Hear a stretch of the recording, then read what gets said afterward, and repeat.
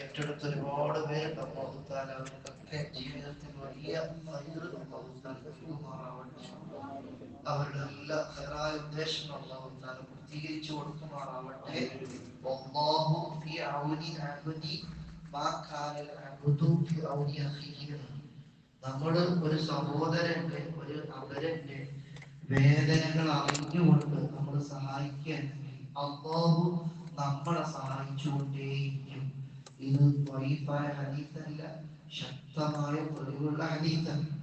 അതുകൊണ്ട് തന്നെ ഒരു സംശയവുമില്ല, നമ്മൾ എന്ത് ഉദ്ദേശത്തിലാണ്. ചിലപ്പോൾ ഒരാൾക്ക് 1,00,000 കൊടുക്കാൻ കഴിയും, ഒരാൾക്ക് 50,000 കൊടുക്കാൻ കഴിയും, ഒരാൾക്ക് അതിന്റെ താഴെ എത്ര ആയാലും 1 രൂപ ആണെങ്കിൽ പോലും അത് സ്വതക്ക ചെയ്യുക എന്ന് പറയുമ്പോൾ 2 രൂപത്തിലാണ്. ഒന്ന്, നമ്മൾ നല്ല നിയത്തോടു കൂടി ഒരു 5 രൂപ നമ്മൾ ചെറിയ മോനക്ക് അള്ളാഹി കുട്ടിക്ക് ഞാൻ നിയത്തോടു കൂടി 5 രൂപ കൊടുത്താൽ തന്നെ നമ്മുടെ ജീവിതത്തിൽ വലിയ ഭാഗ്യങ്ങൾ നമുക്ക് വരാൻ പറ്റും. ചിലപ്പോൾ അള്ളാഹുത്താൻ എന്തെങ്കിലും കണക്കാക്കിയിട്ടുണ്ടാവും, നമുക്കൊരു അപകടം കണക്കാക്കിയിട്ടുണ്ടാവും. ആ കണക്കാക്കിയ അപകടം ഇത് കൊടുത്തൊരൊറ്റ കാരണം കൊണ്ട് അള്ളാഹുത്താൻ മാറ്റിക്കളയും. അപ്പൊ പിന്നെ നമുക്കൊക്കെ സംശയം ഉണ്ടാവും, അള്ളാഹുത്താനൊക്കെ നേരത്തെ തീരുമാനിച്ചു വെച്ചിട്ടില്ലേ, പിന്നെ കരുവിനെ നമ്മൾ സഹായിച്ചുകൊണ്ട് ഇങ്ങനെ അപകടത്തിൽ നിന്ന് രക്ഷിതാവാന്നുള്ളത് പലപ്പോഴും സംശയം ഉണ്ടാവാറുണ്ട്. വളരെ സിമ്പിൾ ആയിട്ട് നമുക്ക് മനസ്സിലാക്കാൻ കഴിയുന്നതാണ്. അള്ളാഹുത്താനക്ക് 2 കവാതുകളുണ്ട്. ഒന്ന് അസലിയായ കവാവ്, നിനക്ക് മാറ്റം ഉണ്ടാക്കുക, സംശയം നേരത്തെ അള്ളാഹുത്താലോ സെറ്റപ്പ് ചെയ്ത് വെച്ചിട്ടുണ്ട്. ഇനി മറ്റൊരു കാര്യമുണ്ട്. ഉദാഹരണം പറയാം, നമ്മള് ഭർത്താവിന്റെ ഭർത്താവ് ഒരിക്കലും പോവാണ്. പോകുന്ന സമയത്ത് അവന് ഒരു 100 റുപ്യ സ്വതക്ക ചെയ്ത് നിൽക്കുക. അപ്പൊ അവർക്ക് ഒരു അപകടം അവരെ കാക്കേണ്ട ഉദാഹരണം പറയുന്നു. അപ്പൊ നമ്മളോട് പോകുന്ന സമയത്ത് അവർക്ക് ഒരു അപകടമോ എന്തെങ്കിലും അള്ളാഹുത്താല കണക്കാക്കിയിട്ടുണ്ടോ? ആ കണക്കാക്കിയ സമയത്ത് അവ മറ്റൊന്നും കണക്കാക്കിയിട്ടുണ്ട്. അവന് 100 രൂപ അവിടെ വരുന്ന കൊടുത്തു കഴിഞ്ഞാൽ ആ അപകടത്തിൽ നിന്ന് അള്ളാഹുത്താല കഴിച്ചു. ഇത് രണ്ടും അള്ളാഹുത്താല കളയുകയാണ്.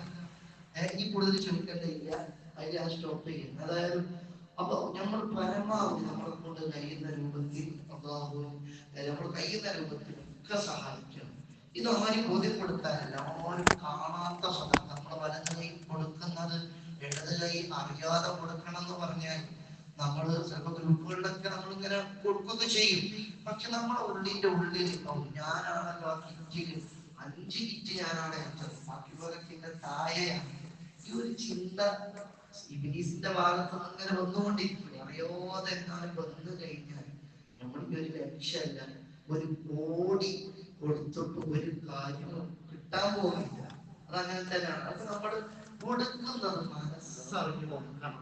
പിന്നെ ചില ആളുകളൊക്കെ പറയുന്നത് എന്നും പിരിവാണ്, എന്നും പിരിവാണ്. ഈ പറയുന്ന ആളുകൾ നമുക്ക് പരിശോധിച്ചു നോക്കുന്നത് അവർ തീരെ എന്ത് ചെയ്യുക, അവർ തീരെ കൊടുക്കാത്ത ആളുകൾ. സ്ഥിരമായി കൊടുക്കുന്ന ആളുകളെ പറയുന്നത് കഴിയില്ല. നേരെ മറിച്ച് അവർക്ക് വലിയ മാറ്റങ്ങൾ നൽകും ചെയ്യുന്നുള്ളത് നമ്മൾ പ്രത്യേകം മനസ്സിലാക്കേണ്ടതാണ്. ഞാൻ അവസാനിപ്പിക്കുകയാണ്. അള്ളാഹു നമ്മുടെ ഇത്തിഖാഫോട് കൂടി ഇരിക്കുന്ന ഇരുത്തം കബൂലാക്കുമാറാവട്ടെ. ലൈലത്തുൽ ഖദറിന്റെ വിജയികളിൽ നമ്മളെ ഉൾപ്പെടുത്തുമാറാവട്ടെ. ഒരൊറ്റ സംഭവം ഹബീബായ നബി സല്ലല്ലാഹു അലൈഹി വസല്ലം നമ്മൾ പഠിപ്പിക്കുന്നുണ്ട്. അലാ ഇന്ന ഫിൽ ജസദി മുദ്ഗതൻ, ശരീരത്തിന് ഒരു മാംസപിണ്ഡമുണ്ട്, ഒരു രക്തം കട്ട പിടിച്ച ഒരു കട്ട, അതെന്താണ്? എന്നിട്ട് പറയുന്നു ഇതാ ഇതാ സ്വലഹൽ എങ്ങനെ എന്താണ്, ഏതായാലും ഒന്നുകൂടി പറയാം. ശരീരത്തിൽ ഒരു മുഖത്തുണ്ട്, ഞാൻ പറഞ്ഞു, ഒരു മാംസക്കണ്ട്, അത് നന്നായി ആ ഇതാ സ്വലഹത്ത്, ഇതാ സ്വലഹത്ത്, ആ മുതുകത്ത് നന്നായ, ആ ഒരു രക്തക്കണ്ടം രക്തപിണ്ഡം നന്നായാൽ സ്വലഹൽ ജസദു കുല്ലുഹു, നമ്മുടെ ശരീരത്തിലെ എല്ലാ ഭാഗവും പിന്നെ ക്ലിയറാണ്. ഹൃദയം, അതാണ് പറയാൻ പോകുന്നത്. ഇനി അത് കേടന്നാലും, അത് കേടന്നാൽ നമ്മുടെ ശരീരം മൊത്തം വേസ്റ്റാണ്. അതാണ് അതറിയണ വലിയ അൽക്കൽബു, അത് ഹൃദയം. ആ ഹൃദയം ശുദ്ധിയായാൽ പിന്നൊന്നും നോക്കണ്ട. നമ്മൾ ഈ ബാഹ്യ പ്രകടനങ്ങളൊന്നും അല്ല അള്ള നോക്കുക. മറ്റൊരു ഹദീസിൽ കാണല്ലോ, ഇന്നല്ലാഹും നമ്മുടെ ശരീരത്തിലേക്ക് അള്ള നോക്കൂല, വലാ ഇലാ സുവരിക്കും നിങ്ങളുടെ രൂപത്തിലേക്ക് അള്ള നോക്കൂല, വലാ ഇലാ അംവാലിക്കും കുറേ സമ്പത്തുണ്ട് അള്ള നോക്കൂല, വലാകിൻ യൻദുറു ഇലാ ഖുലൂബിക്കും നിങ്ങൾ ഓരോരുത്തരുടെയും ഹൃദയത്തിലേക്കാണ് അള്ളാഹുവിനെ നോക്കേണ്ടത്. ആ ഹൃദയം നന്നാവണം. ആ സ്വഹാബത്തിൽപ്പെട്ട ഒരാൾ ഇങ്ങനെ നടന്നു പോകുന്ന സമയത്ത് ഹബീബായ കുട്ടങ്ങൾ പറഞ്ഞു, അദ്ദേഹം സ്വർഗത്തിലാണ്. ഇത് പറഞ്ഞപ്പോ സ്വഹാബത്തിന് വലിയ അത്ഭുതം. നമ്മളെ കുറിച്ചൊന്നും പറയാതെ അദ്ദേഹത്തെ കുറിച്ച് മാത്രം അദ്ദേഹം സ്വർഗത്തിലാണെന്ന് പറയാൻ കാരണം സ്വഹാബികൾക്കൊക്കെ വലിയൊരു ആഗ്രഹം. അതായത് എന്താണ് അദ്ദേഹത്തെ കുറിച്ച് മാത്രം പറയാൻ കാരണം, ഇത് പറഞ്ഞത് മുതൽ സ്വഹാബത്തിലെ ചില ആളുകൾക്ക് എനിക്ക് ഓർമ്മ, ഈ സംഭവം പറഞ്ഞ ഓർമ്മയായിരുന്നു. ഏതായാലും സ്വഹാബത്തിൽപ്പെട്ട ചില ആളുകൾ തീരുമാനിച്ചു അദ്ദേഹത്തിന്റെ വീട്ടിലേക്ക് പോകാൻ വേണ്ടി. അങ്ങനെ അദ്ദേഹത്തിന്റെ വീട്ടിലേക്ക് പോകുന്നു, ഇരുന്നടുത്ത് പോകുന്ന സമയത്ത് ഇവരുടെ ലക്ഷ്യം എന്താണ്? ഇദ്ദേഹത്തെ അടിമുടി നിരീക്ഷിക്കുക എന്നതാണ്. ഇദ്ദേഹം സ്വതത്ത് പോകേണ്ട അമലിപ്പോ എന്താ നമ്മൾ ചെയ്യാത്തത് വരെ എന്താ ചെയ്യുന്നത്, എക്സ്ട്രാ ചെയ്യുന്നുണ്ടോ നോക്കാൻ വേണ്ടി. അപ്പൊ അദ്ദേഹത്തിന്റെ വീട്ടിലേക്ക് പോയ സമയത്ത് സ്വഹാബി 2-3 ദിവസം അവിടെ നിന്നു. പക്ഷേ ഇവര് ചെയ്യുന്നതല്ലാത്ത ഒന്നും എക്സ്ട്രാ ആര് ചെയ്യുന്നില്ല, ഈ സ്വഹാബത്ത് ചെയ്യുന്നില്ല. ഇവരെ ഉള്ളിൽ ആശങ്ക, ഇങ്ങനെ അവര് ഇദ്ദേഹം ചെയ്യുന്നതൊക്കെ നമ്മളും ചെയ്യുന്നുണ്ട്, ഒരു മാറ്റമില്ല, ഇതെന്തേ ഇദ്ദേഹത്തെ മാത്രം ഒത്തിരി സ്വർഗത്തിലാന്ന് പറഞ്ഞു. കാരണം അതാണ് ആ സമയത്ത് ഈ സ്വഹാബിയോട് നേരിട്ട് ചോദിച്ചു, ഇങ്ങനെ ലക്ഷ്യത്തിൽ വന്നതാണ്. അപ്പൊ മുത്തുനബികളെ കുറിച്ച് നിങ്ങൾ സ്വർഗത്തിലാന്ന് പറഞ്ഞിട്ടുണ്ട്, എന്താണ് ഞങ്ങളെപ്പോഴും കൂടുതൽ നിങ്ങൾ എന്താണ് ചെയ്യുന്നതെന്ന് അന്വേഷിക്കാൻ വേണ്ടി വന്നതാണ്.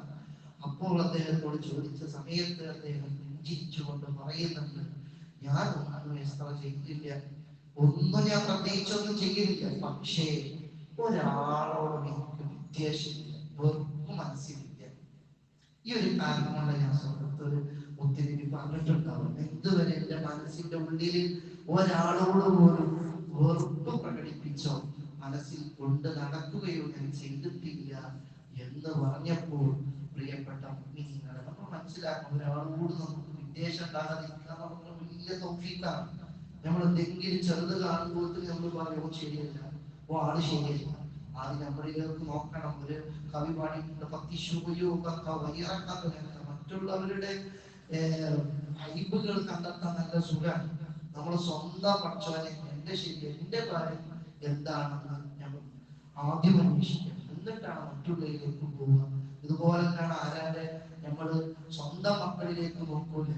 നമ്മൾ ചില ആളുകളൊക്കെ കുറ്റപ്പെടുത്താറുണ്ട്, ചെറിയ മക്കളൊക്കെ കുറ്റപ്പെടുത്തും. ഈ മുസ്ലിംമാർക്കിലെ വലിയ ആളുകളൊക്കെ അവര് ചിലപ്പോ അങ്ങനെ ഉണ്ട് എന്നല്ല, ചിലർക്ക് ഇങ്ങനെ പറയും അവര് ശരിയല്ല, ആ കുട്ടികള് നിസ്കരിക്കാൻ വരില്ല, മഹദാർക്ക് വരില്ല എന്നൊക്കെ ഇങ്ങനെ പറഞ്ഞ് ആ കുട്ടികൾ വരുന്നത് പോലും ഇല്ലാതാക്കുന്ന ചില ആളുകളുണ്ട്, നേരത്തെ മുടക്കിയത്.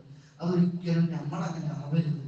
കാരണം ആ മക്കള് എന്നിട്ട് ഇവര് പറയുന്നത് അവിടുന്ന് ഇവിടുന്ന് കേൾക്കാൻ, പക്ഷെ അവരുടെ സ്വന്തം മക്കളോ വീട്ടില് ആണെങ്കിൽ ചിന്തിക്കും. ഇവിടെ നമ്മൾ ചിന്തിക്കണം. അപ്പോ ഇവിടെ നമ്മൾ അവരുടെ ഹിക്മത്തിലൂടെ പള്ളിയിലേക്കും മറ്റു കാര്യങ്ങളിലേക്ക് നമ്മൾ എത്തിക്കണം. ശകാരിച്ചുകൊണ്ടോ ദേഷ്യം പിടിച്ചുകൊണ്ടോ ഇന്ന് നടക്കൂല. ഇത് ഏത് തിന്മയെയും നന്മ കൊണ്ടാണ് നേരിടേണ്ടത്. അങ്ങനെ നമ്മൾ മുന്നോട്ട് പോകുമ്പോൾ നമ്മുടെ ജീവിതം വളരെ മനോഹരമാക്കാൻ കഴിയും എന്നുള്ളതാണ്. അല്ലാഹു തആല തൗഫീഖ് ചെയ്യുമാറാവട്ടെ. ഇന്ന് ഒരുപാട് പേര് ദുആ കൊണ്ട് വസിയത്ത് ചെയ്തിട്ടുണ്ട്.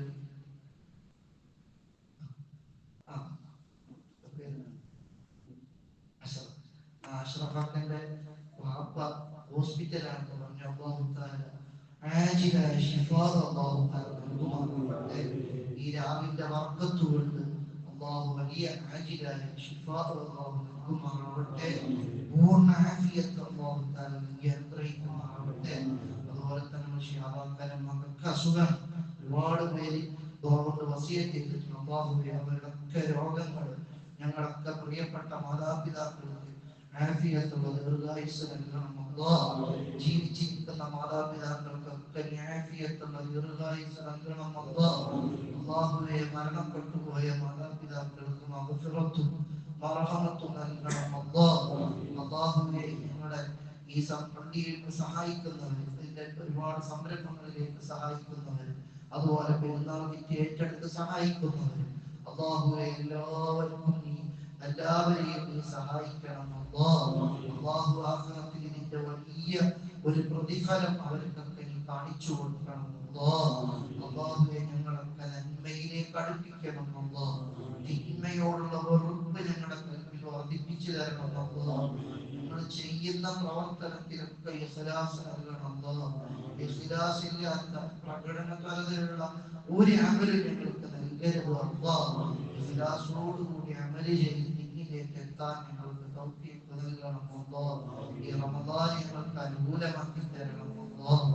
അല്ലാഹുവേ, ഞങ്ങൾക്ക് ഉസ്താദുമാർക്ക് ഭക്ഷണം നൽകുന്നവർ, അല്ലാഹു അവർക്കൊക്കെ വലിയ ഖൈറുകൾ നൽകണം അല്ലാഹ്. അത് ഒരുക്കി കൊടുത്തയക്കുന്ന ഉമ്മമാരെ അല്ലാഹുവേ, അവർക്കൊക്കെ പൂർണ്ണ ആഫിയത്ത് കൊടുക്കണം അല്ലാഹ്. അവരുടെ ജീവിതത്തിൽ വലിയ ഖൈറുകൾ നൽകണം അല്ലാഹ്. അവർക്കൊക്കെ സ്വർഗീയ ഭക്ഷണങ്ങൾ നൽകണം അല്ലാഹ്. اللهم ربنا آتنا في الدنيا حسنة وفي الآخرة حسنة وقنا عذاب النار. ربنا تقبل منا إنك أنت السميع العليم وتب علينا إنك أنت التواب الرحيم. آمين برحمتك يا أرحم الراحمين وبفضلك. صلى الله على محمد صلى الله عليه وسلم. صلى الله على محمد صلى الله عليه وسلم. اللهم صل على محمد يا رب صل عليه.